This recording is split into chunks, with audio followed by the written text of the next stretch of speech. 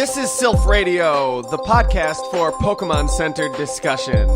I'm your host, Nathan K. With me today, I've got... Briana Joy, all the way from sunny Florida. Welcome back. Well, you're not actually back. You're still in Florida. I'm still around, you know. But yeah, welcome back to the podcast. It's been a while since we've done one, both because holiday retail work schedules are a killer, and you moved to Florida. You're down there working at Disney, right? Yep, that's right. Disney World, not you don't like... Not land. Yeah, not Disneyland, Disney World, yes. And not like, you're not like animating or writing their features. That'd be fucking dope. That would be a dream job. I would be all over that. So what can you tell us about the Zootopia? What insider scoop do you have? Well, I'm a photographer and I love my job. And nothing to do with Zootopia. Get to the Zootopia. No, I'm just kidding. Okay, well, I saw like the sloth preview and it was hysterical. I am so excited. It does look really good. Yeah, but like there's a lot of new stuff coming to Disney and it's going to be really exciting, especially in Hollywood studios. You know, this has all been announced before, so this is old news, but they're doing a Star Wars land, Toy Story land. It's going to be crazy. They just opened up a launch bay in Hollywood Studios, which is like Star Wars themed. You can meet the characters. People are going nuts over there. It's so much fun. That is super cool. Oh my God. By the time you hear this, listeners, Star Wars Episode 7 out. You fucking lucky bastards. We're still here in the past, not able to watch it yet. But yeah, that's super exciting. I've never been to Disney World, but I guess if I ever go, it will be post Star Wars land. So that's the bright side of never having been to Disney World. So you're going to be stuck down there for Christmas, aren't you? Yep, working Christmas Day. It's going to be awesome. Oh, wow. Christmas Day must be kind of crazy at Disney World. It is one of our busiest days, but you know what? As long as you can live through it, you're good. As long as you don't get trampled, it's all good. Hey, I lived through Black Friday. You're going to have to live through Christmas at Disney. Yep. Man, that's got to be a magical place to spend the holidays, though. Oh, I love it. Like, they just go all out. It snows, like, on Main Street, and they have all these magical parades and stuff. Like, I get to watch parades and fireworks every day. It's fantastic. I get paid to do it. I feel like being at Disney World on Christmas would be really... It seems fitting, like Disney and Christmas go hand in hand. But at the same time, I feel like that might be too much for me on Christmas Day. I like things to be relaxed and quiet and me and my family. You know what I mean? I don't know. It's so funny how so many families are the complete opposite. Like I said, it's our busiest day, and there are just so many people in Disney. And some of them, I remember I worked there 3 years ago. I sold turkey legs, and a guest asked me, he's like, you know, why aren't you home with your family? And I'm like, why are you here? Right? Why aren't you? Hey, I mean, as long as you're with family, you know, that's all that matters. But if you want some good advice, get your kids the tickets on Christmas Day and then come back in January. That's my advice to you guys. So if any of you are thinking about coming down for Christmas, just wait it out. It'll be okay. Please. Please, we're begging you. Well, by the time that this airs, it'll be too late. They'll already have their flights booked if they're coming down there. Or on their way. Or fuck, the way the release schedule's been, Christmas is probably past. Sorry, guys, I'm trying. Fucking holiday schedules are a killer. So, it's the holiday time, though. And for the second episode in a row, we're doing a holiday special. Last episode, it was our Halloween special with Phil and Jeremy. I hope you guys listened. It was a great one. Briana, welcome. A while. Wow. You had a great suggestion for our Christmas special. I absolutely loved this. Yeah, I mean, it's Christmas time, and I thought, hey, why not explore Christmas in Japan and compare it to how we celebrate here and see how it is in the Pokemon world. Yeah, a little bit of a less Pokemon-centric episode. We're going to look at the traditional way that Christmas is celebrated in Japan as opposed to America, or I don't know, I guess everyone listening might not be in America. So as opposed to Norway or Germany or anywhere in Europe or Africa or, Canada. Well, Canada's that's in America, right? I could have just meant the whole, okay. It's over here somewhere, you know. We wish we were Canada. We wish we were Canada. So yeah, it's a little bit of a departure, but as usual, we're still sticking to the type of topic that has some pertinence to the Pokemon fandom, the type of thing that would interest a Pokemon fan. Japan is the birthplace of, all of our favorite franchise, and that's the topic for today. But we didn't want to leave you with no Pokemon content, so you suggested to me Freudian slip there. You suggested to me that we also review the Pokemon Christmas album, Pokemon Christmas Bash, which I had no idea existed. I didn't either until, a month ago. I was just going through YouTube videos just because I was bored. I come across, oh my God, there's a Pokemon Christmas album. Oh my God, I have to listen to this. And I was laughing my ass off the entire time. It was a hysterical nostalgia trip. It was great. And of course, I am so proud of you for getting through it. Because I know it was so hard for you, but I appreciate it. I listened twice. I listened to it last night, and then I listened to it again this morning while I was getting ready for the podcast, so that I would be ready. Did any songs get stuck in your head? No, none of the songs got stuck in my head. That's There's a few that do, but we'll get to that. That's thankful. Maybe that'll prove me wrong later when I'm trying to write or edit and I can't get, who's that Pokemon out of my head or something.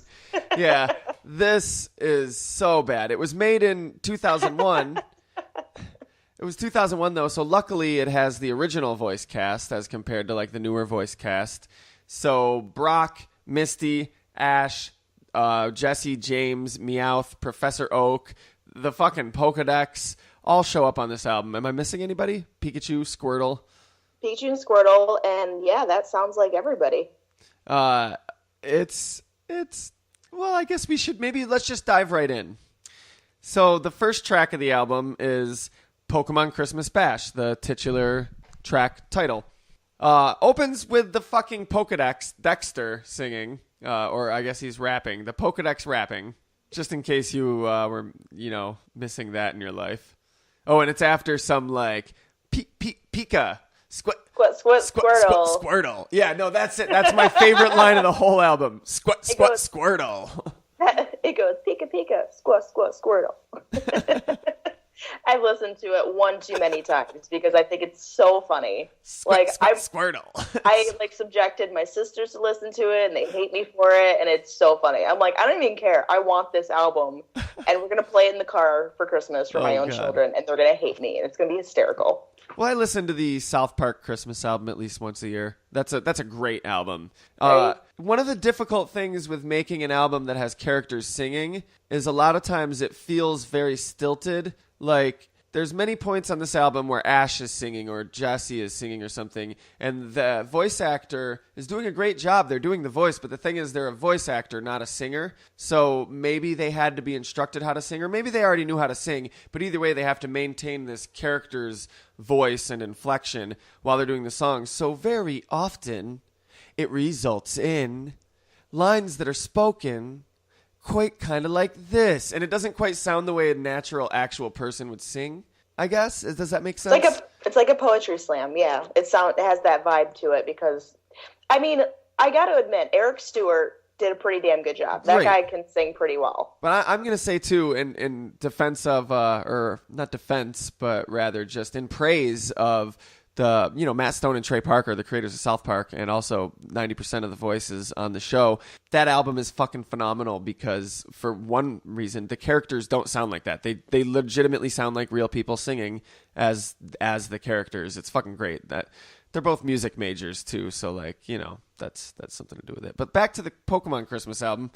I know you just want to trail away from it as far away as you can get. I know, it's okay. Oh, speaking of Christmas albums, no. So list out 10 more. After the little Pokedex intro, Brock comes in and starts rapping, and oh my God, wow. I don't know. That's the first thing you kind of hear on this album. It's not because the Pokedex raps and you get the Squirtle, but that's the first taste of okay, this is one of our characters, and it's totally Brock doing a rap. It's so. Okay, I gotta admit, Fun fact, Eric Stewart, you guys know the voice of Brock and James, he wrote most of the songs on this album. Okay, cool. I mean, I respect it. And, you know, good for him. But, like, some of the lines are hysterical. Because, like, there's one where he's like, we're having a blast and Brock's kicking it and it's a gas. Like, it's just, yes. It's so, like, elementary. But it's so funny because it's just like, all right, that's cool. It's like early 2000s, whatever. People are going to buy this shit anyway. It's so funny. The Pokemon anime existed. They're making a Pokemon Christmas. He wrote it, like, for what it is, he did a damn good job. Like, they're all songs. The lyrics are clever, I guess. I feel weird using that word, but for the directed age group. Yeah. Which is really you've brought up a few times, you're like, I know you hate the voice cast. I don't hate the voice cast. They're all good voice actors, and they really, I've been unfair. Like, they really do embody the character, and they create a voice for a character that has subtle characteristics. They're all great. I think what I don't like is just the age group that they decided to direct this tour. It's so childish. I agree. You know, if they gave us more Pokemon Origin stuff, like, that would make so many people happy, because there's still a lot of us in that first gen that's still watching, you know, hoping, like, okay, all right, I want to see some cool stuff. Like, you know, I'm 23. Give me some 23-year-old shit. Like, come on. There's only so much, like, a voice cast can do with delivering, like, great job, Charmander. I mean, Charmeleon. Ha, ha, ha. Ha, ha, ha. Ha, ha, ha. Like, you know, I can't expect anybody to make that not sound stupid. Yeah, I know what you mean. But, hey, you know, I give them props that I'm still hooked on it, sadly, but you know what? It's all good. It's a good adventure. It's a good ride. And then, so Brock rapping was one of the highlights of the album, I think. Yeah. And then Misty raps, and it doesn't hit you as it's with the novelty because you just heard Brock do it. So now it's like, oh, okay, are they all going to do it? Damn, I kind of was hoping this was going to be Brock's rap song. I mean, they were great. Like, it was so funny because it's like, oh my God, here are these characters I watched growing up, and they're rapping right now. What the fuck is going on? You know, it's great. And then Ash raps, which is just like, oh my God, no. I did not sign up for this. And then Team Rocket raps, and then it's over. That song's over. I like how Eric Stewart does James's voice, because he does like the at the end of like a kind of a drag, but it's kind of like smoothish and it's hilarious at the same time. James has a lot of great moments on this album. He's got a lot of good tone inflections. I don't know, like, it's just, I think it's later on, and maybe it's the night before Christmas, I think, when he's like, ooh, and a red cherry nose, and like, it's so great.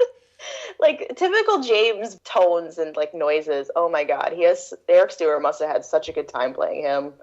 Like I said, I cannot express like how much I appreciate you listening to the whole entire album, because some songs I couldn't get through. Some songs I gave it like a I'm like, okay, no. Well, yeah, I wasn't gonna review it without knowing, without going through it. Right. I mean, like, if I were to like give you the dumbed down version, I would just give you like maybe one or two songs to listen to. Yeah, but, fuck it. We're gonna be thorough. We're gonna go all out. We're gonna be thorough here. Yeah, that's the point. That's what podcasts are. They're long and they're supposed to keep you busy. I hate when I'm like, yeah, you should check out my podcast. I understand you don't listen, and they're like, no, it's cool. You should make them shorter though, and make them videos. And it's like, okay, let's be like everyone else in the world. Cool. Well, it's like, but I feel like that's like I like went in with my band and recorded an album, and I'm like, hey, check out this like rock jazz fusion album. I don't know why I'd be playing with a rock jazz fusion band. And they're like, this is cool, but you should make it more hip hop and make it a movie. Like, what? But I'm not making a movie. What do you mean make it a movie? People just don't understand podcasts. Like, this is like one of those, like, okay, you're on the computer and you're listening to something and you want to laugh about shit. You're in the car. You want to listen to something fun. There it is. Like, right. You can't watch shit in the car. I'm performing on Broadway. You want to come see me on Broadway? And they're like, you should write it as a book. Come on, man. That's not valid criticism. So I got to say, the best part of that song for me is the final line where it says, Happy Holidays. Squirtle. When they're like, Happy Holidays from the Pokemon cast. Like, that was just like, boom, there it is. They know, like, it's like fourth wall breaking, but it's cool at the same time.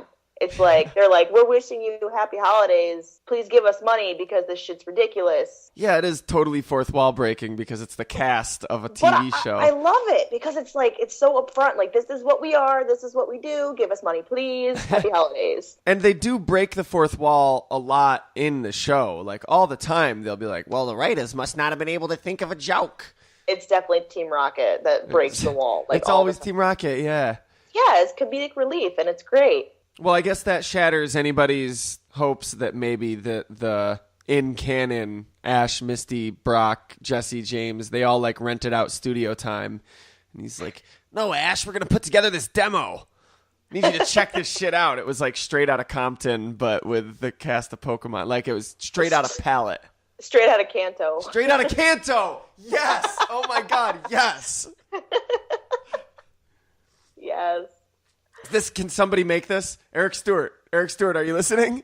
Please. If you're there, we beg you, straight out of Kanto, make it happen, bro. An audio production, maybe? Eric Stewart, Team Secret Room, Eric Stewart collabo, straight out of Kanto. He's like, oh my God, no. He's like, what the fuck, guys? Like, no. No, that's not happening. We tried. And oh my God! And Brock can sing "Fuck the Police." Hey, he's not employed by 4Kids anymore. And so the nurses. Whatever the fuck he wants. You do know there's another Pokemon album. Well, there's a shit ton of them now. But I remember "To Be a Master" and I remember the movie soundtrack. There's also Totally Pokemon, or as the kids would call it, Totes Poke. It's Totes Poke, bro. Well, he sings a song about his affliction with Jenny and Joy, and he can't decide.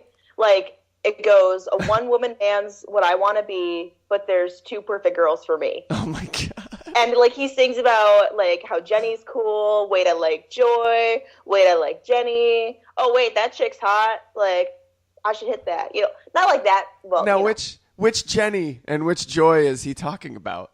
Like, because that could be one of several hundred characters that have appeared in the anime. It's any of them. As long as they have the name of Jenny and or Joy, he's good. But, like, the song's hysterical. And I listened to that when I was younger, you know. But that was, like, the first time I knew Eric Stewart could sing as Brock, you know. So the Christmas album was just kind of like bringing me back to that. I'm like, oh my God, they did more music. That's fucking cool. Question for you, because you've watched much more of the anime than I have. Too much. Sad. Okay, go ahead. Has there ever been an episode where more than one Jenny or more than one Joy like interacted together on screen? Like, yes. I feel like I remember a Nurse Joy maybe calling another Nurse Joy or something. Yes, that's yep. In the first season, actually, I think it was the first episode. No, second episode. When they're rushing Pikachu to Viridian City. Yeah. Viridian City. Nurse Joy is, Team Rocket attacks. Nurse Joy is contacting the other Nurse Joy from Pewter City and is like, hey, we're sending all these Pokeballs. And she's like, okay, ready to receive Pokeballs. That's the first time you see Jenny and Jenny. Like, there's more than one. Joy, you mean? Yes, that's what I meant. Yeah. But there's never been more than one Jenny together? Sure. No, there is, because there's several episodes. Like, they're training Growlithe. I do remember that. They're training Growlithe, and there's like a training academy, like a canine training academy, because they're trying to make it more, you know, like the real world. They're just like throwing ideas out there. Like, let's do a canine unit with Growlithe. Cool. Oh my God, straight out of Kanto really needs to happen. I'm so committed to this idea now. Mr. Stewart, if you're listening, we beg you, please. That'd be so cool. Now we got to think. Okay, now we got to backtrack. What songs would each character sing? We'll figure it out. We'll figure it out. Yeah. Okay, because it's happening. Their own song. I don't even know. It's good. It's gonna be good. All right. So moving forward with this album, we still got 9 more tracks to get through. That was track 1. Track 2. That was track 1. Track 2. I'm Giving Santa a Pikachu for Christmas, sung by the one, the only Professor Oak. What the fuck? Well, it's actually from Ash. So yeah, it's a duet. Ash. It's totally a duet. I see like Ash and Professor Oak like on stage on one of these like big network like special, like Christmas specials, you know, like Miley Cyrus, and everyone shows up, and like Ash and Oak are like dancing, and it's so I'm listening to this track, right? And there's one line that instantly I was like, oh God, what is he going to rhyme this with? Oh God. Okay. And it was, let's see, he was talking about giving Santa something for Christmas because Santa always brings him gifts. So the line is, it's something that's going to give him a kick. And instantly I was like, oh shit. Guess what it is, Ash? Are they my dick? And yeah, no, it didn't go that way. I was very disappointed. But other than that, I mean, the song was cute, but it was really hard for me to get through because I was just like... It sounded to me like a veiled threat. A nursery song. It sounded like a veiled threat to Pikachu to me. Like, I'm giving Santa a Pikachu for Christmas. No, Santa, you can keep the gifts, and you can take this fucking Pikachu with you. Employ him with your fucking jinxes. Oh, you know what? No, I remember now. It was shock. He was going to rhyme the word shock. And that... Oh. Right. It'll give him a shock. So the word shock, shock and kick, I was like, okay, instantly I'm thinking penis because I'm just like... Yeah, and right before he was like, I'm hiding it in my stocking and it'll give he'll him a find shock. It rather shocking. Yeah, something like that. Yes. This is our adult minds. Like, what? Like, can you imagine parents listening in the car and their kids are listening to this album in 2001 and they're just like, oh my God. And then they're like, okay, we're good. The parents get through the song and they're like, thank God he didn't say what we thought he was going to say. The song's over. And then Professor Oak is just like, and then I'm going to show him my dick, Ash. As the song's ending out. And it's like, oh, God damn it. So, anyway, the G-rated version, basically Santa's like, let's give Santa a Pikachu for Christmas. And Ash is like, ooh, just like the one you gave me. And they just go on about what a good idea this is. What a good fucking idea this is to put a Pikachu in a fucking stocking for Santa Claus to find. What a great fucking plan. I don't know. Why is the stocking tied shut and shaking violently? They're talking about electrocuting Santa Claus. I don't know. Professor Oak is just this like disgruntled, like crazy old, like have you watched Rick and Morty? Like I'm just picturing a drunk Professor Oak, like check it out, Ash. Okay, hold up. I set up the stocking when Santa tries to come in. If we have any artists out there, and if this has not yet been done, please, we are begging you. We want a Rick and Professor Oak mashup. Make this happen. So wait, is this Rick and Professor Oak meet each other? No, as in Professor Oak is Rick. Yes, that's what I want to see. In the place of Rick and Morty, we get Oak and Ash, and Professor Oak is just drunk, and he's like, we gotta catch the Pokemon, Ash, and give you the Pokeballs. Go out and catch them. Actually, you know what? I think I might already have this saved on my phone somewhere. Catch all of them, Ash. You gotta catch them all. Oh, geez, Oak, that sounds really rough, Oak. That sounds like it's tough. What about Mewtwo? I can't even catch Mew 1. How do I move the truck, Oak? I don't know. You gotta move it, Ash. I can't move it. Use strength, Ash. There's a time and place for everything, Ash. Can I just say I love Rick and Morty because the voice actors are hysterical. Like the fact that he burps. It's the same guy. Committing to your characters. Yes. Yeah, it's the same guy does both of them. Oh my God, that's incredible. So track 3, winter is the coolest time of year. Sung by Misty. Yeah, not much interesting to say about this one, I don't think. It's just Misty singing a slightly rewritten version of Rockin' Around the Christmas Tree, because they probably couldn't get the rights to that. Probably, yeah. I mean, a lot of these are already Christmas melodies that they rewrote to make Pokemon themed. I mean, basically, it's just a regular okay sung song with a few Pokemon puns in there. Yeah. You know, because Ash and there's a little interject scene where they're like, hey, let's build a snowman. And Ash is like, I have a better idea. Let's build a snowman. And they all fucking laugh because it's so fucking funny. It's so funny. Yeah, you guys can probably skip that track. It's just like, okay, cool. That's all right. Track 4, Nobody Don't Like Christmas by Meowth. This one is pretty entertaining. I like how he lists off all these holidays, and like he has his own opinion, and it's a Pokemon singing it, so you can't judge. Like, you know what I mean? Like, I'm sure that this could offend some people, but no one cares because it's a Pokemon singing it. So it's like, can't touch me. It is kind of the whole time. I'm like, nobody don't like. A lot of people don't like Christmas, actually. You know what I'm sick of hearing is people complaining about how early Christmas starts. Like, geez, it's Thanksgiving. Why are people? It's like, who cares? Why does that upset you? Why does that upset you? I don't know. I'm one of those people that I like to celebrate each holiday. So when I see Christmas decorations out in October, I get that urgency. Like, oh shit, it's coming. It's coming. No, I don't have enough time. Okay, October is too early.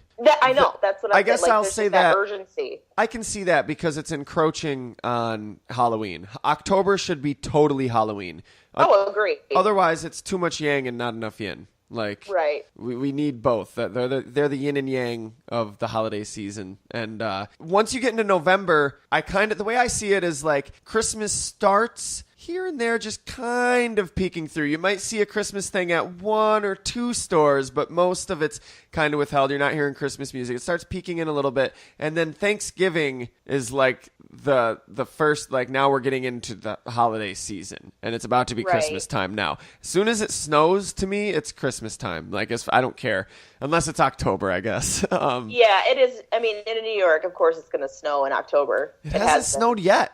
I mean, it has. It did once, but That's what I've heard, and that kind of freaks me out because, like, it's warm here. Like, it's supposed to be, like, cooler now. This is, like, long sleeve weather in Florida. But apparently, you know, when it's 60 degrees, people are walking around in parkas and coats. Don't ask me why. I'm a northerner. I don't know shit, apparently.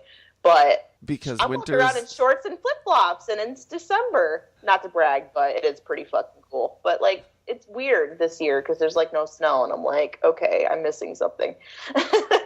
Why am I not miserable and cold yet? Why, Briana? Because track number 5, I Keep My Home in My Heart. Oh, what a good cut into. That's awesome.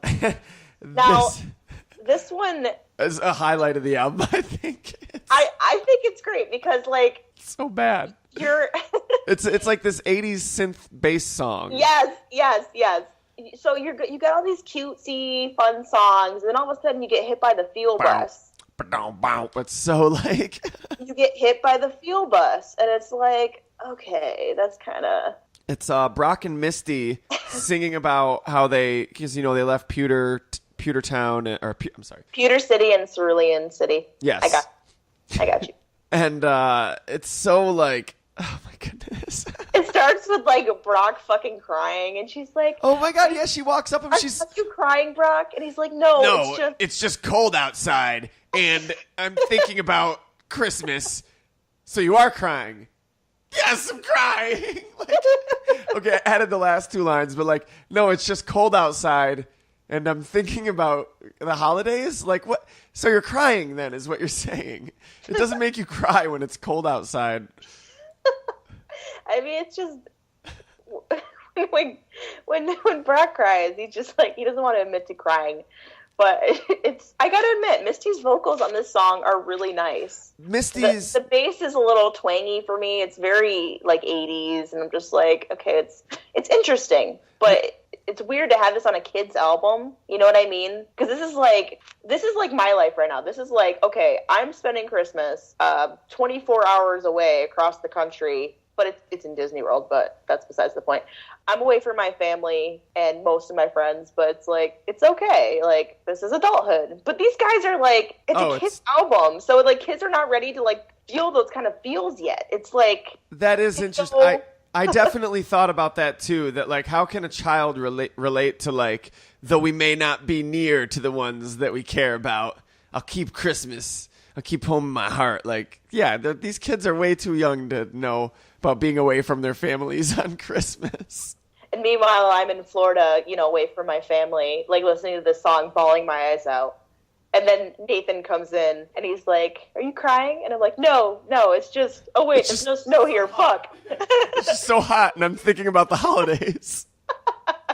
It's just 63 degrees. I got some beach sand in my eye. Track 6, The Christmas Song. You can't call your Christmas song the Christmas song. That's too on the nose. Not much creative thought in that album title, but it's basically a rewrite of that. So it's been said many times, many ways. But it's Jesse and James doing it in this like chill Ray Charles bluesy piano style. I gotta say, James is hysterical. Well, the beginning of the song starts out like, "Oh, this one's to all our fans. But Jesse, we don't have any fans." "Oh, we will after this. After they hear this." Yeah, okay, that's really confident of you, Meowth. I don't... I mean, did you read any of the comments on YouTube with these videos? I did not. Oh my god, people are just so funny. Like, there are people commenting on this one, they're like, "Can we just say that James is just fantastic, like, in every way? And how, Team Rocket has a huge fan base. They just don't even know." Yeah, Team Rocket. They don't even know. Oh, yeah, they do have fans. But still, I think that's a little confident. Like, I don't know if this is going to be if this song is going to be the thing that rockets you to popularity. Rockets you to popularity. Oh, shit, that was totally unintentional, too. I see what you did there. Then track 7, Under the Mistletoe. This one is... So it starts out, it's like Ash is singing absolutely like this swing jazz starlet. Like he's totally singing like a woman from the swing jazz era, and it's really weird. No, like, I don't know, it's odd. Well, I mean, when you have a 30-something-year-old woman playing a 10-year-old boy singing, acting like a 30-year-old woman, it's going to get interesting. Now, this is the one that gets stuck in my head because it's kind of a sweet duet. And when I was a kid, I was totally for like the Ash and Misty thing because the U.S. dubs, they messed with our heads and changed words around. So they thought that there was something there when there wasn't. Yeah, you know what really bothers me? Anything there. The fucking albums really lay it on heavy, like To Be a Master did with like Misty's song. And like on the albums, it was like straight up canon. Ash and Misty are in love. The voice actors will do the parts, and that is straight up legitimately like, that is the canon. The show is never like that. The show, it's like, okay, I can absolutely see why anyone watching this would be like, okay, well, obviously Ash and Misty are going to fall in love or whatever. I get that. Like, that is a fair assumption to make, but it's not something that's actually present in the show. You know what I mean? Like, Fun fact, actually, in the original Japanese preview for the first movie, this is really cool. I never knew this. I know what go on. They actually animated a preview where Misty and Ash were supposed to end up together. It was supposed to be, the first movie was supposed to be the very end of Pokemon. Yes. Which, it blew my mind for 2 weeks. I couldn't believe it. Because they've come so far since then. I'm like, what? It was supposed to end? What? And I just started questioning my existence, just crazy shit like that. Blew my mind. So yeah, in this preview, it's this little pink-haired girl with Misty, a grown-up Misty, and there's Pikachu, but Ash isn't in the thing. So people are thinking, what, did he die? Like, what's going on?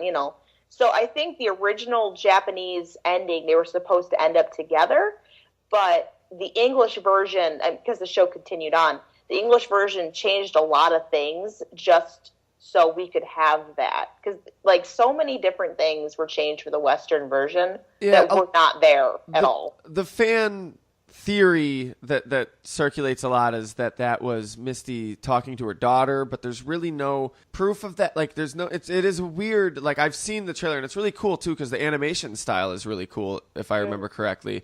I said, I just don't, the subtext isn't, even in most of the English dub that I've watched, there's no actual, Ash and Misty are romantically interested in each other. It's like they're kids, and if you were going to extrapolate from the relationship you do see on screen, that as they get older, they will. That I get that, but it's not something that's there in the actual text of dialogue and the plots. And in the albums, it's explicitly like, even in the first track, Misty's like, "Oh, Santa, there's only one thing that I ask. Let me get just one kiss from Ash," or one dance. One dance with Ash. Yeah, the kiss is in this mistletoe one, but one dance with Ash. And I'm like, what the fuck is this shit? Even if there's like some romantic tension between them, I don't see Misty as the character that's like, "Oh, please, just let me get one dance with Ash." Like they pulled it out of their asses. They totally... Like, you can thank 4Kids for that shit, because that was not there before. And that doesn't jive with the character. Misty is a very, like, brash, like, independent character. She's not... And even if she's into Ash, it would be in a much more, like, subtle, subdued manner than fucking, like, "Oh, please, just let me have one dance with..." And with Ash? Like... Not even the older guy, the younger one. Right? Like, so she likes younger guys, apparently. He's a 10-year-old like fool. Like, what the fuck? And I mean, I think the way like they did portray their relationship in the anime was that Misty had feelings for him. He was just completely oblivious to it. And I get that too, but that was what was actually portrayed, you know. But yes, that would to me represent their characters a little better. But I still would see her interest. I would think that it was that she is also kind of oblivious to the fact that she likes him as well. Like, they're kids, they're being written as kids. And in the albums, it seems more like they're being written as adults who are expressing like their feelings as if they understand them to any degree. So I would see her being more like, yes, she likes him, but she's a little bit in denial of it too. And it's in a very like, "Oh, well, screw you, Ash," kind of way. Not in a like, "Oh, I just want to dance with him." Like, I don't, you know? They just threw so much bullshit into one album. It was just, It's so funny. It's on To Be a Master and it's on this one. So yeah, this is Ash and Misty both going back and forth in this like swing jazz style. There's this whole part where Ash and Pikachu are going to get cookies. They're like, "Ooh, Christmas cookies, Pikachu." And then Misty pops up and she's like, "Oh, hey, Ash." And Ash is just like, "Oh, Misty." And this is a little out of character too. He's just like, "Yeah, okay, whatever." And it's not coming off like later in the song, they try to play it off as he's a nervous 10-year-old that's just nervous and uncomfortable. So hopefully no one will notice I'm under the mistletoe. Yeah, and he tries to run away when she sees him under the mistletoe. Not because he doesn't like her, but because he's a nervous, scared 10-year-old. Whereas at this part, it's totally like, "Oh, fuck, here comes Misty. Pretend we're not here. Just try to... No, is she looking? Fuck, she saw me, didn't she? Okay. He played Misty. It off. He's like, "Hey, like, Jenny's here. You should tell Brock." And she's like... she's like, "Oh, did you hear about it?" And he's like, "Yeah, maybe you could go tell Brock or something." And she's like, "Really?" Maybe like, not. What the fuck? And there's a lot of parts in this album. When you were talking about the Professor Oak thing, there are many parts in this album that I think... If it's Eric Stewart that wrote it, he knew what the fuck he was writing. The second one in the album here where she's like, "Maybe this year I'll finally tell him," or something. And then Ash is like, "Maybe this year I'll finally get..." Oh, no! Like, and then he gets like interrupted and whatever. Like, it makes you wonder, like, okay, what was he... It probably had nothing to do with anything. He'll finally get laid. That's what it... How that seems so obvious. I did not take it that way. I mean, I don't know. I think he was going to say anything but what was going on. But they just cut it off to give you that hope that maybe he wanted to be kissed. They just wanted to give you that false hope. Like, okay. But I love how this track ends. You know how Ash has those awkward, like kind of awkward Ash noises? Yeah. He makes so many awkward Ash noises in this. And it's just, because he's like, he has to like, Veronica Taylor had to like voice him, so he was like tripping and falling over something to avoid Misty, and like all these fake table noises are thrown in there, and it's great because it's like, okay, there's something going on. I can't see it, but I can hear it. Like, what is going on right now? It's just like, whoa! Like, I don't even know. Like, I can't even do it. Could you imagine if you knew somebody that actually like acted and enunciated that way? Like, here's a challenge for a week: go through life as if you are Ash, like, "Whoa!" Like every time somebody says something that is slightly embarrassing, or if you start to fall, "Whoa!" Like every like, and just gauge people's reactions. They'll probably they'll probably think you have Tourette's or something. But strap a GoPro on and see what happens. Oh my God, I don't know. I don't know how that would work for anybody. You also have to make every horrible, not even a pun, joke that you can. And just, never shut up about being a Pokemon master. Just be just run around the city. I'm going to be a Pokemon master, guys. And they're just going to look at you like, what the fuck? You're at work and you're like, hey, how's it going, folks? And they're like, hey, how are you? How are you doing? And you're like, well, I'm doing great because one day I'm going to be the greatest to ever. What are you and on? That's how you lose friends. Never give up on your dreams. Yeah, I'm going to start yelling that at children. That's stuff that Ash does. Berate them for it, though. Picture me working at Disney, all right? And this little boy comes up to me, and I'm taking their picture. And then the kid, I'm like, oh, do you know what you want to ask for Christmas? And the kid's like, yeah, I'll do this and this. And I yell in his face, never give up on your dreams. Unless your dream's to be a Pokemon master, because I'm going to be the greatest Pokemon master. That's my dream. Yeah, if your dream's the greatest, you got no chance, pal. I actually evolved my Pokemon now from what I hear about the anime. Pretty soon I'll actually level them up.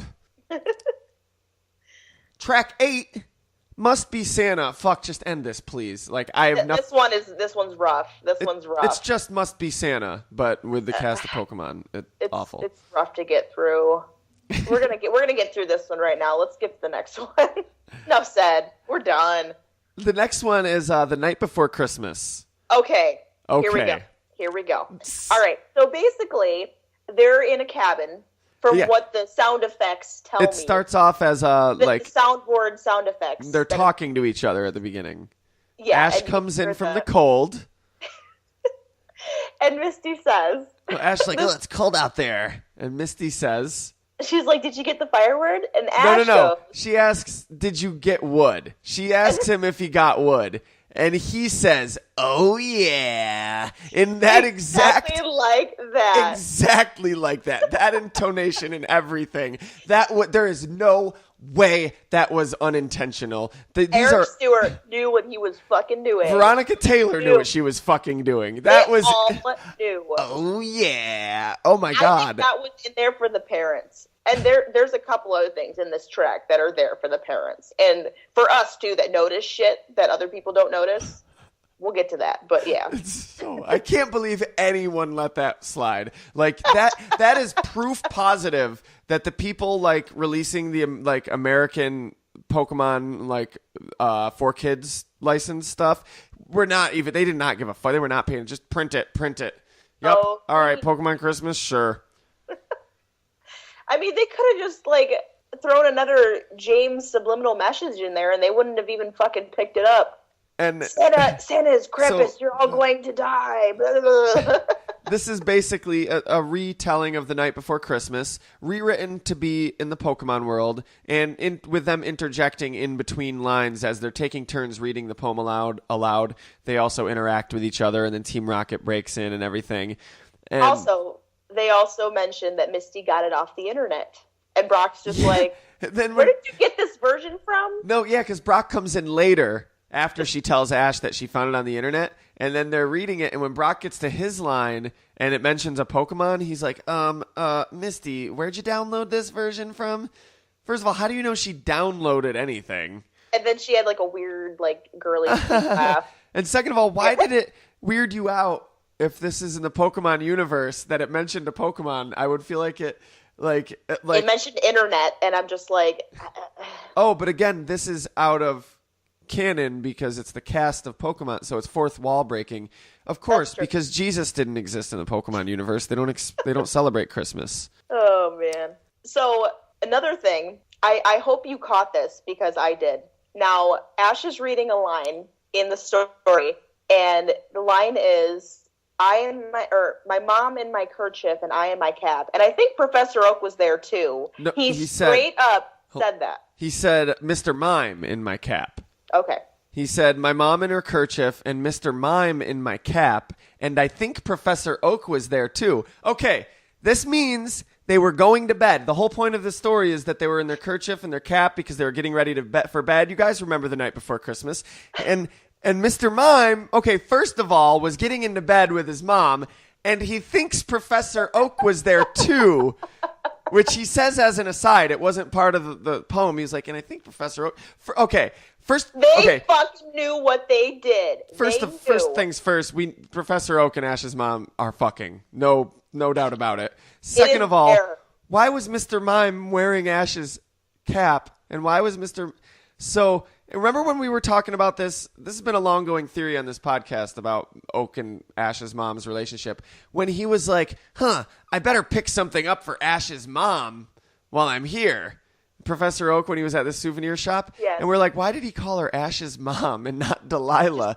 Because it's like Stifler in American Pie. He has a fixation on like, I'm going to fuck Ash's mom. Like, it's because he's on the mental level of a child. Apparently, Ash has knowledge of this because he's... And Ash has knowledge of it. But, so he must have put Ash's cap on Mr. Mime, maybe? He wanted to pretend Mr. Mime was Ash? Oh, that's fucked up. I don't know. And Ash, why does Ash know and I think because Professor Oak texted him and he's like, totes poke, bro. Totes poking your mom. And another thing, I wonder, why wasn't Delia on the album? Because they said all their friends and whoever were there. All our friends and family except you, Mom. Veronica Taylor is also Delia, and she was right fucking there. They didn't even throw her in there. I just like, all right, cool. She was mentioned, but that's about it. And the album closes out. Track 10 is Christmas Medley. It's just a medley of Christmas songs with Pokemon thrown in. This is probably the most clever of the lyrics, I guess. I enjoyed this track the most, I'd have to say. It's interesting. It's whatever. I mean, yeah. Basically, it's just a bunch of snippets of Christmas songs with Pokemon thrown into it. I liked Joy to the World.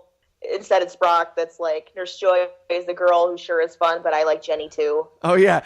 Nurse Joy is a girl. She sure is fun. Yeah, what the fuck? But I like Jenny too. Like, that's it. Just, it ends it. Brock's character. I like Nurse Joy and Jenny. My number one defining character. He's such a whore. Brock is such a whore. And what did he... Oh, we missed in the last track when he was like, and what to my half-open eyes? Yes. Yes, that was the best. Like, I listened to it 3 times before I caught that, and it was the best. I was crying. I was laughing so hard because they know. Like, they were making fun of themselves in the album, and I love that. I love how they just like, fuck it, let's just throw it in. Good times. Was Eric Stewart voicing James when they did it had to be him, it sounded like him when they did the backmasking? Have you ever heard that? I think we talked about it on a previous episode, or maybe I'm wrong. There's an episode of Pokemon when James had the victory bell. Was Eric Stewart still voicing him back then? Yep, when they did the subliminal message. Yeah, he threw the victory bell out, and the victory bell was always trying to eat him.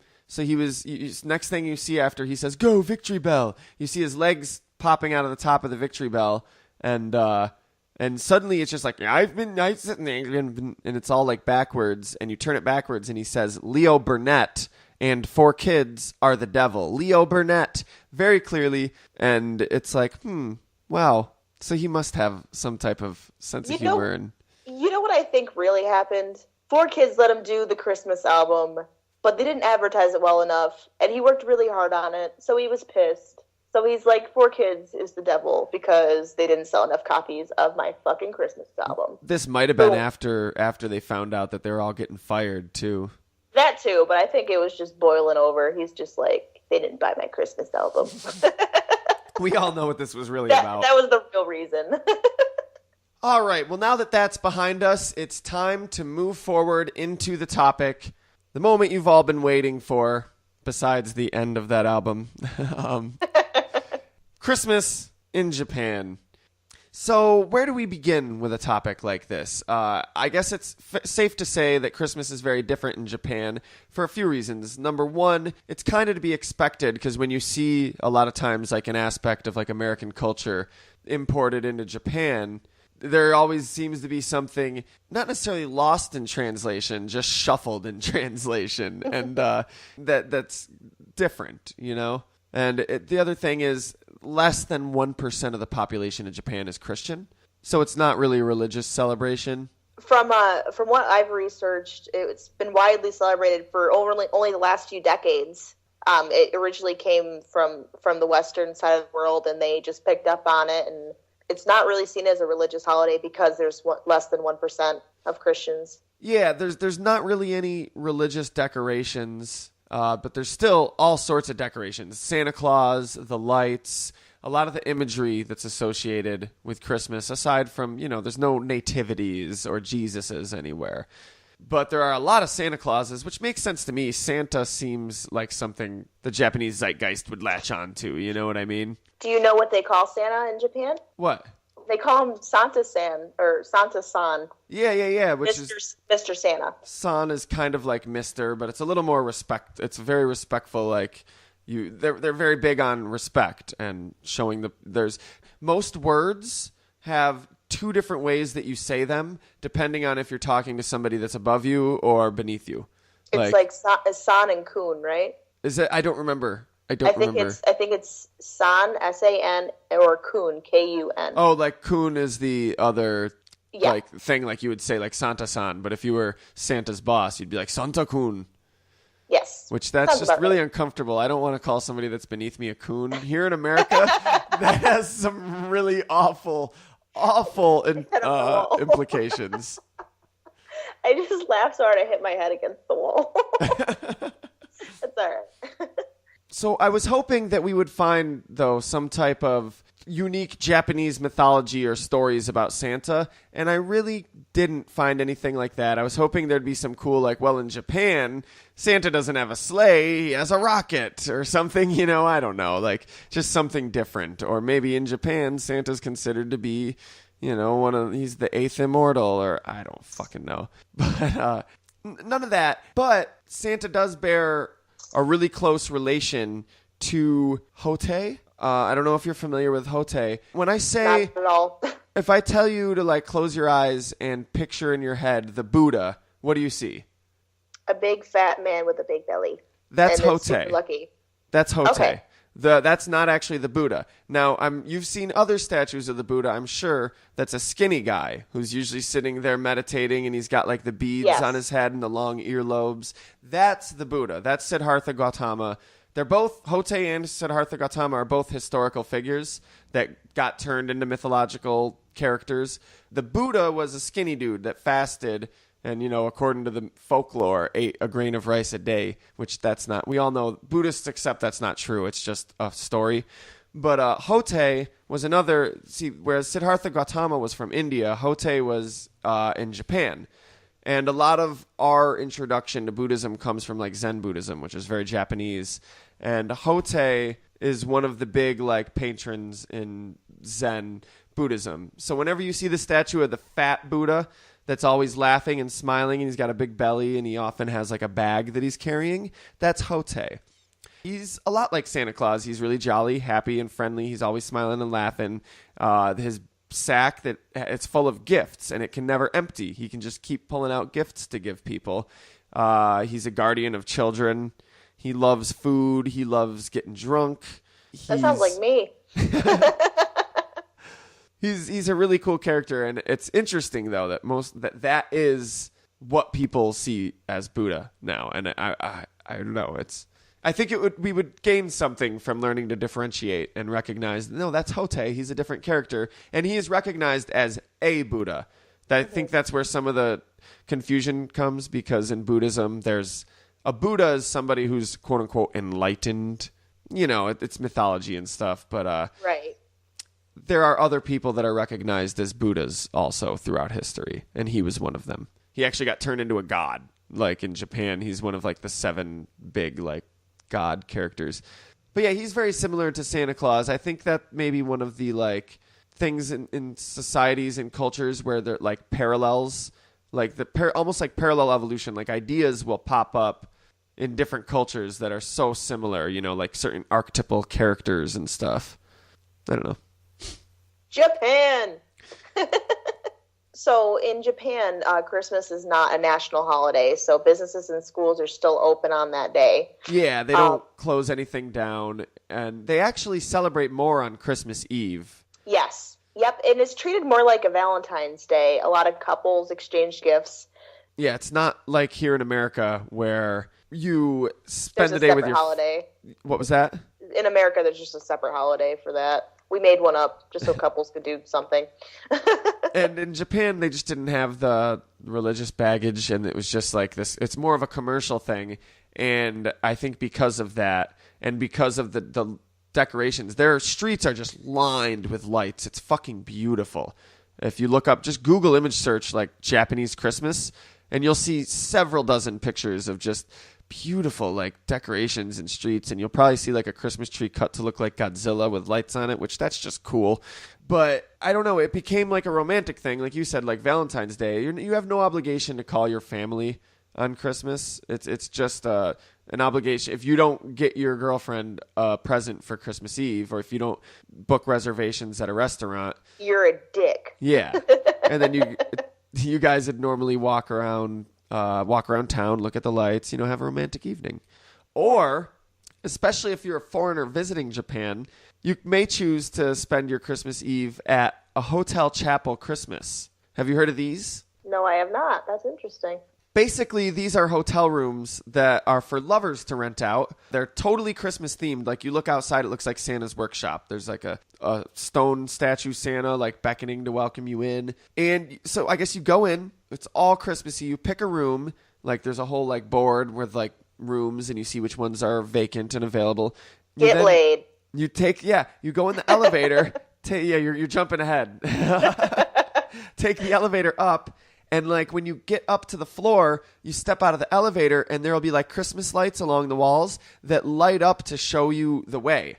That's so like, freaking cute. Yeah, to whatever room is yours. And when they get to your door, it stops, and there's a wreath on your door, and the wreath lights up. So you know which room is yours, and you don't accidentally walk in on someone else. And like, oh, Japan. Oh, Japan. In the room, there's, like, all the regular hotel things. You know how usually hotels, like here in America, there'll be some things that come standard, like a remote control, a Bible, some soap, some towels. Here there's also festive Christmas mugs, which you can take to, there's these vending machines where you can buy like beer, soda, tea. And there's also vending machines where you can buy like lubrication, vibrators, and other sex toys. Of course, because it's Japan. They also have PlayStations with 2 controllers. In case you get bored. What's that? And a skateboard? In case you get bored. Oh, in case you get bored. I thought you said and a skateboard. They're extreme. And they have karaoke microphones.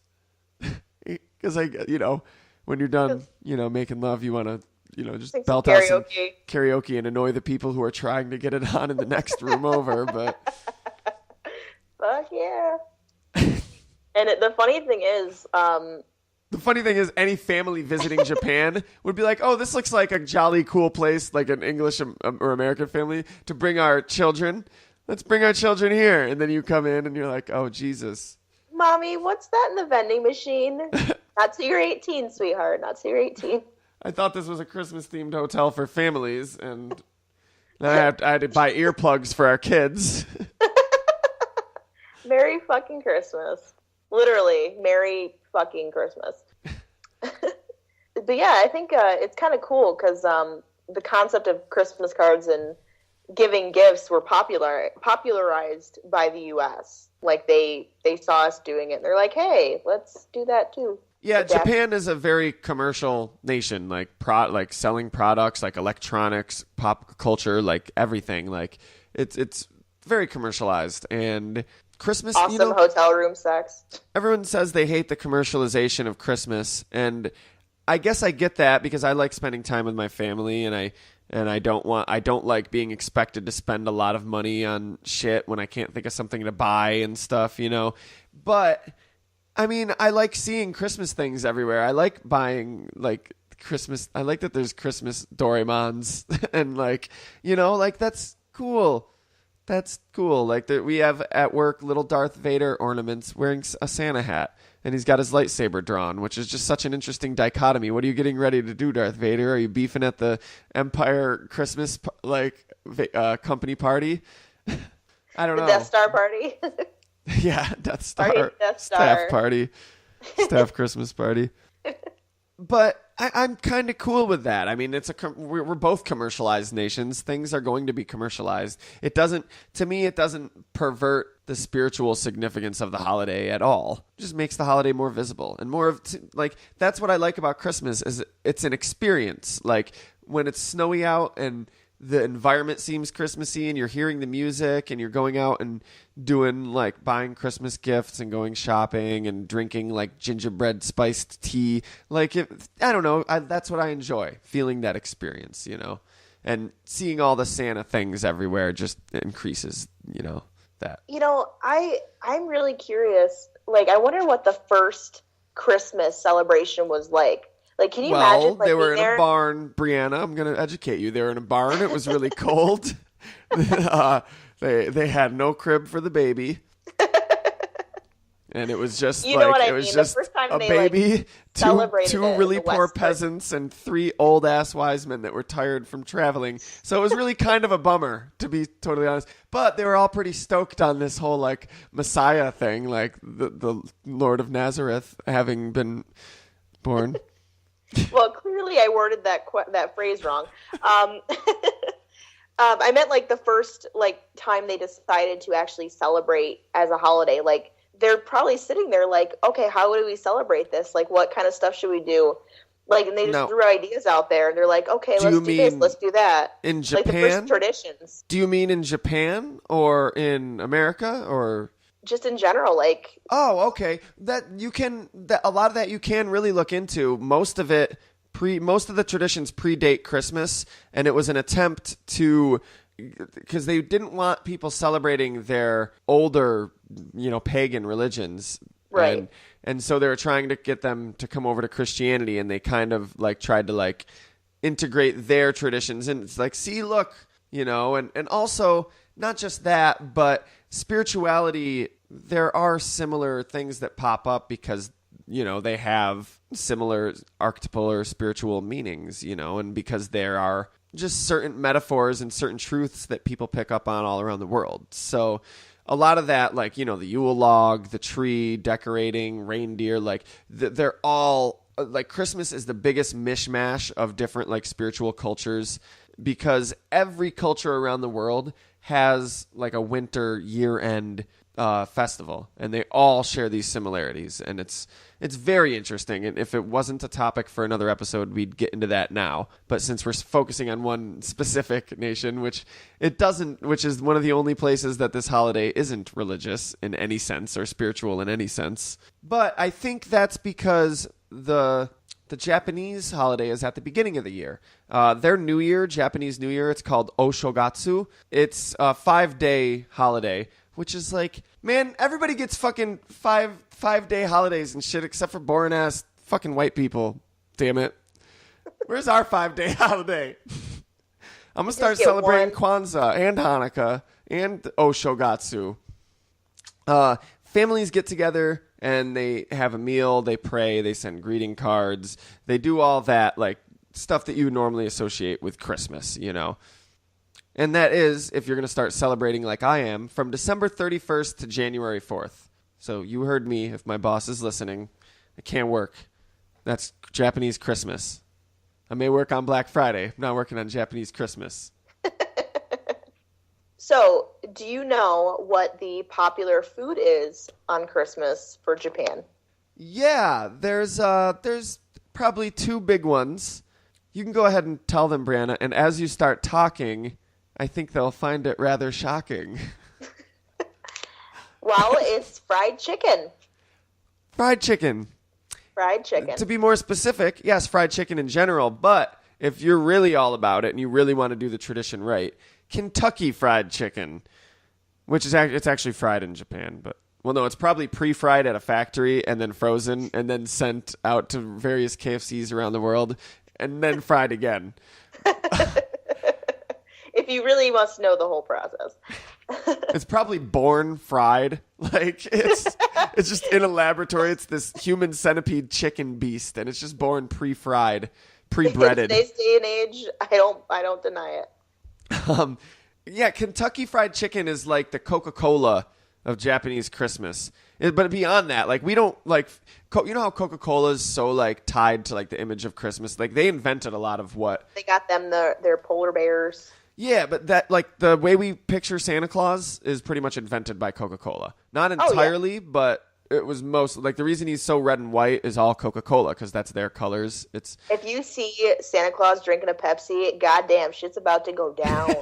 What if Santa Claus was like, for real? I prefer Pepsi. I've been kind of quiet about it all these years because I don't want to just be that guy. And, you know, like I'm not trying. Coca-Cola's cool. I'm not trying to fuck up anybody's business, but there's your next marketing campaign there, Pepsi. Yeah, right? Coca-Cola doesn't own Santa. No, they could totally get away with that. Oh yeah. Like the commercial where they're fighting in a bar over Coke versus Pepsi. I didn't see it. I don't know. It was like an old commercial. Like they were like having an argument because one was drinking Diet Coke and one was drinking Diet Pepsi. Like I don't remember how it turned out, but yeah, like it was actually like shown in one or the other's commercial. The only two people in the bar not drinking alcohol are the ones getting into a fucking fight. Go figure. Maybe I got my memories mixed up. It's all good. So yeah, though, it's customary, standard, traditional Christmas food in Japan. Your Christmas dinner is not just fried chicken, like that you make at home and make like this gourmet. No, Kentucky Fried Chicken. They offer this thing called the Kentucky Christmas. It was launched in 1974. Comes with chicken, a salad, and a cake. Christmas Day is legitimately the busiest day of the year for KFC. Like, you think you're going to have it bad at Disney World? Try working at KFC in Japan. In Japan. Legitimately, you pre-order your meal like a month before Christmas Day. Over a month before. If you wait until a month, you're probably not going to get a fucking Kentucky Fried Christmas. We all know what KFC really stands for. You ain't getting no fried chicken on Christmas. Interesting fact.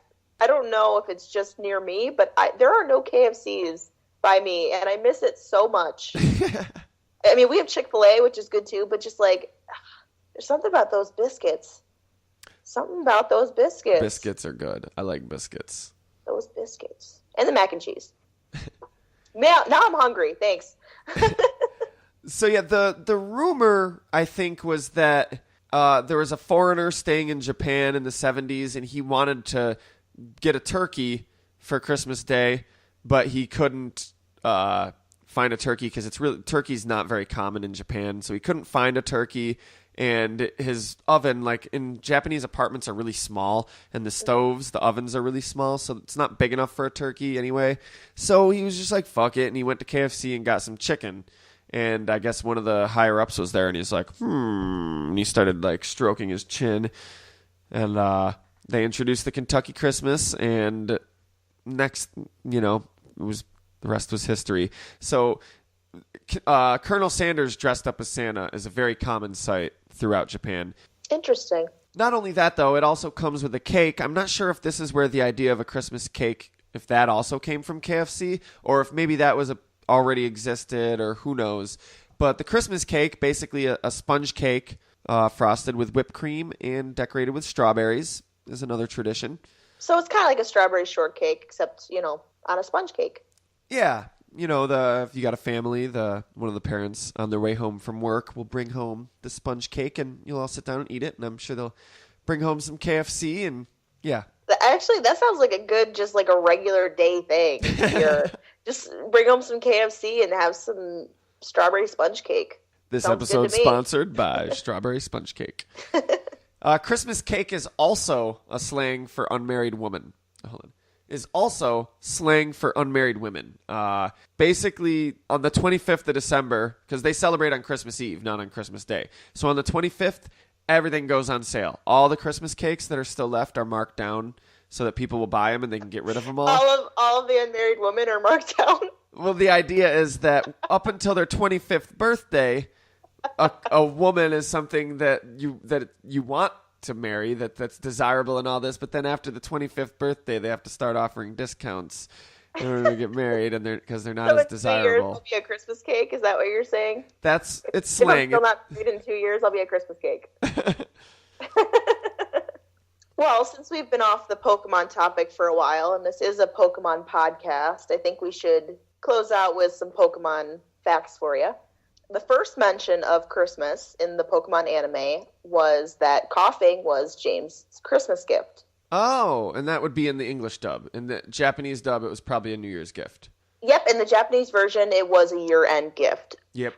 And then as we've discussed in our band episodes, Holiday Hijinks was a Christmas episode, but got banned. So there you go. You got to listen to that episode, our episode, not the Pokemon episode, if you want to know more about that. And then we have a few more. These ones I actually remember a little bit as a kid. My parents got me a VHS tape.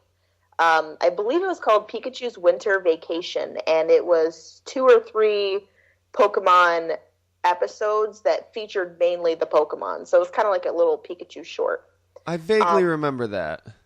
Yep, one of them was called Christmas Night. And then the one I actually do remember is Stantler's Little Helpers. This one I remember was about the Pokemon were staying at a cabin, and they went out to help Santa Claus with a sick Stantler.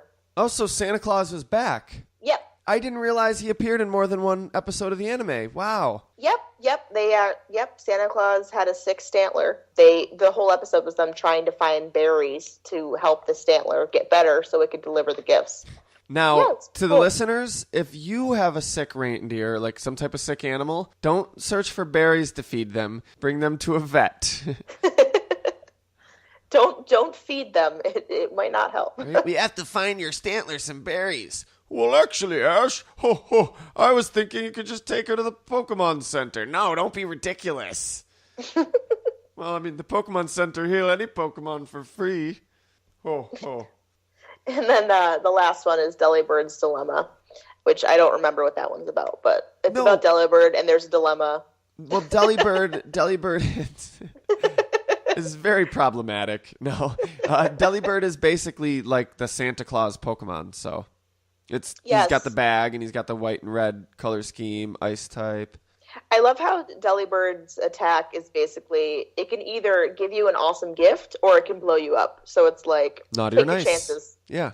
Take your chances. And we ask you, our fine listener, please take your chances with us. Show the podcast some support. If you heard this somewhere that you can subscribe or like, do that. It helps both of us. It helps us because one more notch on the fucking, one more rung up the ladder, I guess. And it helps you because you get to get our episodes, regularly when they come out. We've got like 23 past episodes for you to look at if this is your first. And there's 2 other completely different series. Fair Point, Fair Enough. Go check those out. Hours and hours and hours upon free entertainment. Briana, you were recently finally featured on an episode of Fair Point, our 100th episode special, episode 99. Briana played Amelia Earhart, a fucking badass space-traveling Nazi fight in Amelia Earhart. And if you want to know more about that, you're going to have to go check it out on Fair Point. Yeah, because I'm not doing it again. And it wasn't just Briana either, but Phil made an appearance, Jeremy made an appearance, fucking Justin made an appearance. Everybody from Silph Radio was on that shit. And it was a lot of fun. Please go like our Facebook page. I can't stress this enough. I would really, really like you guys to go like our Facebook page. Silph Radio Podcast on Facebook. We post Pokemon art pretty much daily. Lately with holiday schedules, I haven't been doing it daily. I'm trying to when I can remember to. But we also post updates so that during lulls like the last month or 2 have been, you'll know what's up. You'll know what we've got planned, whether or not we're working on anything or whether or not we're taking a break. So you're never in the dark. And if you want to follow us on Twitter, @FairPointPod, it's named after the other fucking podcast, but it's equally valid as a resource to get in touch with or hear news about Silph Radio. So before we head out, we just want to thank everybody for a year of support and a year of fun. Like, It's been so much fun. I'm so glad we've picked up so many new fans this year, so many new listeners. We're so happy to have you. We hope you all enjoy your holiday. Merry Christmas, Happy Hanukkah, Happy Kwanzaa, Happy Oshogatsu, Happy Diwali, whatever you celebrate. Happy Yule. You got any other ones? Happy Life Day. Go check out our Fairpoint Christmas special. It's about the Star Wars holiday special. Lots of fun. Lots of fun. Do you want to throw anything in here? You don't want to just I got nothing. Just say something. Just be like, yeah, Merry Christmas or something. I don't know. From all of us at Silph Radio and down here in sunny Florida, Merry Christmas, guys. Tune in soon, going into January, February, the new year. I should have more time to bang out some new episodes. But until next time. Straight out of Canto, this is Briana Joy. And this is a crazy motherfucker named Nathan K. Talk to you guys next time.